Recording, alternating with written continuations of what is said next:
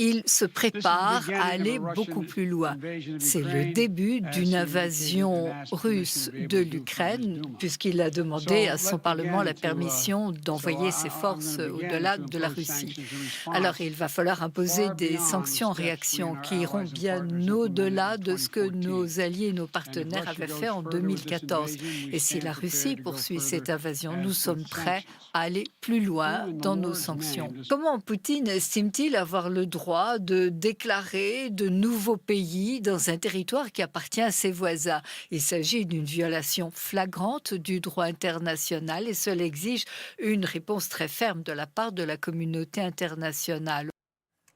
Monsieur l'ambassadeur, avant de passer la parole à nos éditorialistes, voilà, vous voyez le texte en bas, c'est le début d'une invasion russe. Que signifie cette phrase? Et Biden est-il dans une dramatisation de la situation pour faire un peu de mousse et d'émulsion? Alors, il est dans une dramatisation de la situation. Concrètement, ce que les Russes ont fait, c'est d'ailleurs une erreur, visiblement, c'est de reconnaître deux micro-États déclarés autonomes. Ça leur apporte rien, ils sont dedans déjà. Donc, en fait, il y a probablement des motivations, d'avertissement, de politique intérieure russe, parce qu'il y a une droite nationaliste puissante en Russie.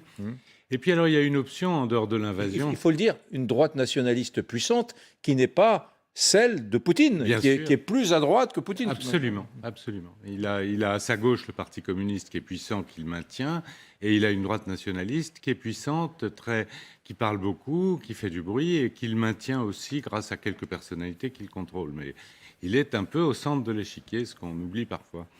Alors, il y a deux options. Soit effectivement, le Lugansk et Donetsk sont des bases de départ pour des aventures ultérieures.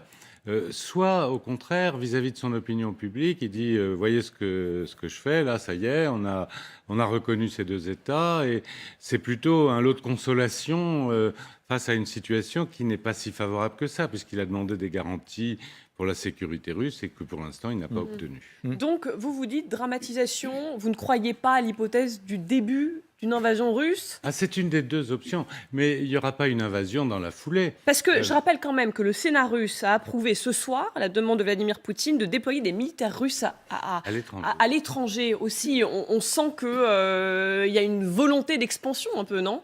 À l'étranger, il ne pouvait pas aller envoyer des troupes à Donetsk et à Lugansk sans une loi pareille. Donc elle s'applique à Lugansk et Donetsk pour l'instant. Ça peut s'appliquer à autre chose, en effet. Il y a deux options.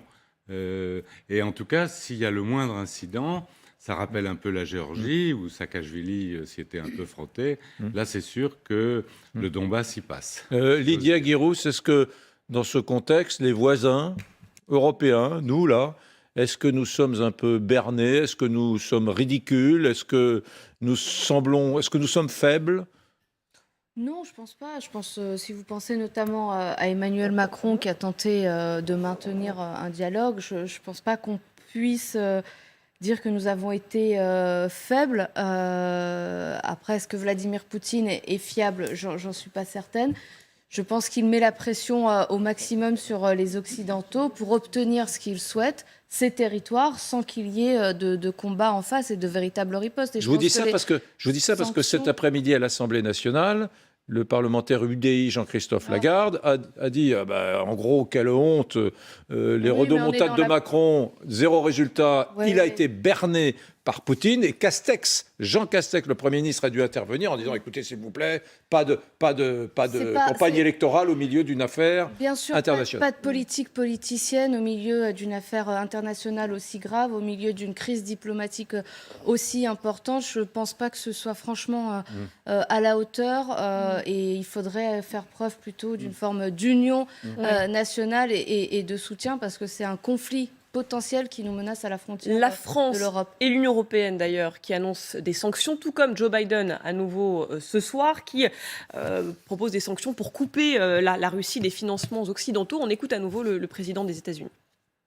Nous allons imposer des sanctions sur la dette souveraine de la Russie, c'est-à-dire que nous allons empêcher le gouvernement russe d'avoir accès aux financements occidentaux. Nous allons également imposer des sanctions aux élites russes et aux membres de leur famille. Nous avons travaillé avec l'Allemagne à faire en sorte que le gazoduc Nord Stream ne puisse aller de l'avant. Les États-Unis continueront à apporter une aide en termes de défense à l'Ukraine et nous allons continuer à renforcer l'alliance de l'OTAN.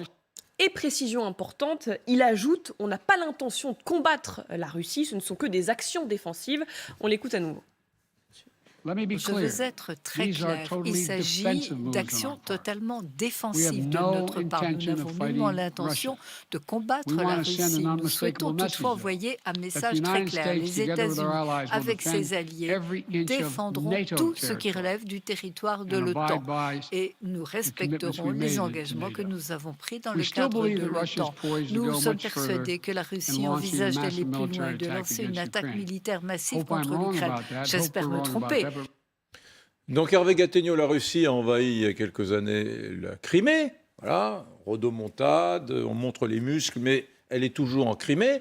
Et là, on a le sentiment qu'on ne va pas déployer demain matin des centaines de milliers de soldats occidentaux face à l'Ukraine ou face au Donbass.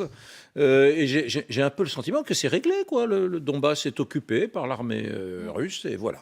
Réglé, pas tout à fait, on le voit bien. Il y a encore une place pour la diplomatie. Il va y avoir beaucoup de diplomatie dans les semaines qui viennent. Pour autant, Joe Biden a pas mal d'années de retard quand il dit qu'une invasion commence. En réalité, l'invasion, elle a déjà commencé. Elle date d'il y a de nombreuses années, d'il y a 8 ans.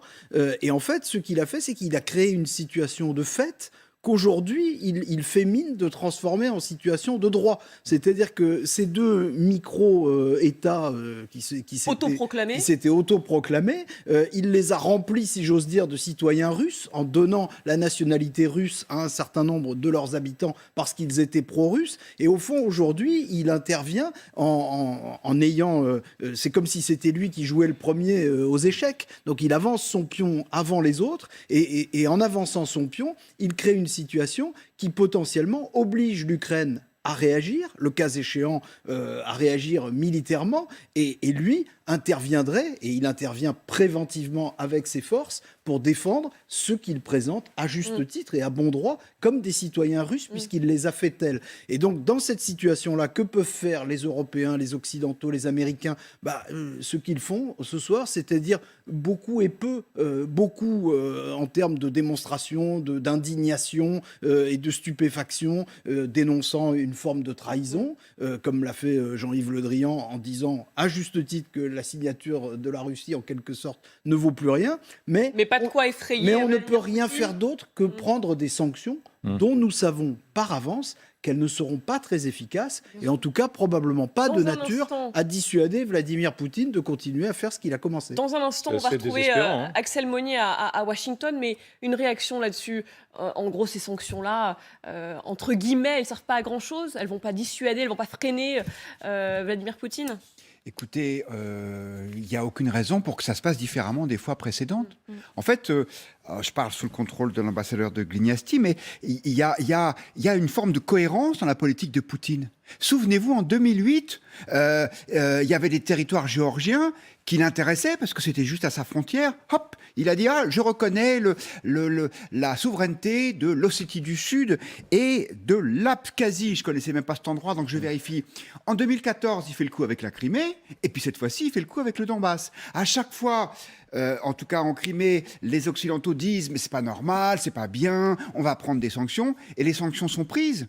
Et en fait, il arrive à les contourner. Donc, sachant que, 1, les sanctions, il s'en accommode. 2, qu'il sait pertinemment que personne, ni dans l'Union européenne, ni a fortiori aux États-Unis, ne veut aller mourir pour le Donbass, il déroule. Qu'est-ce que vous voulez? Monsieur l'ambassadeur, une petite question avant qu'on aille aux États-Unis.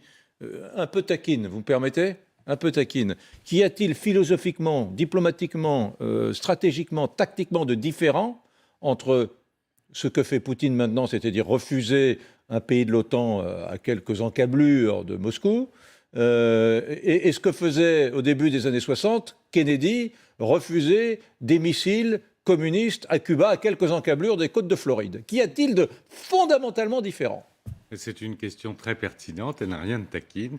Il y a très peu de choses de différentes, sauf qu'en Ukraine, il n'y a pas d'armes nucléaires Et semble-t-il, personne n'a l'intention d'en mettre. Encore que Zelensky ait déclaré qu'il voulait renoncer à ce qu'on appelle le protocole de Budapest, qui garantissait l'intégrité territoriale de l'Ukraine telle qu'elle était avant la crise, en échange de la restitution de ses armes nucléaires. Mais le réflexe de la Russie est exactement le même que le réflexe des États-Unis en 1962. C'est probablement qu'il y a plus d'habileté de la part de Vladimir Poutine que de Kennedy au moment de la baie des Cochons. Parce que si on parle d'une tentative d'invasion, là, pour le coup, Poutine, il a déjà gagné la première manche. Non, mais admettez Kennedy, une chose. on pouvait pas en Admettez une chose. Pardon, je continue, je prolonge. Que sur les chaînes d'infos, dans la presse, sur les radios, des journalistes et des experts qui sont des gentils Européens de l'Ouest, dans le camp des bons, nous présentent Poutine comme un autocrate, chose qu'il est bien évidemment, je le crois. Mais en tout cas comme quelqu'un qui finalement fait une espèce de coup de roublardise pour se renforcer sur le plan de sa politique intérieure. Or, vous venez tous d'admettre que c'est assez proche de ce que fait Kennedy au début des années 60 aux États-Unis. C'est le même principe. Donc finalement, peut-être qu'il sert simplement les intérêts de son pays, à sa façon, certes. Oui, de notre point de vue d'occidentaux, il y a quand même une énorme différence, c'est que Kennedy, c'était la plus grande démocratie du monde à l'époque.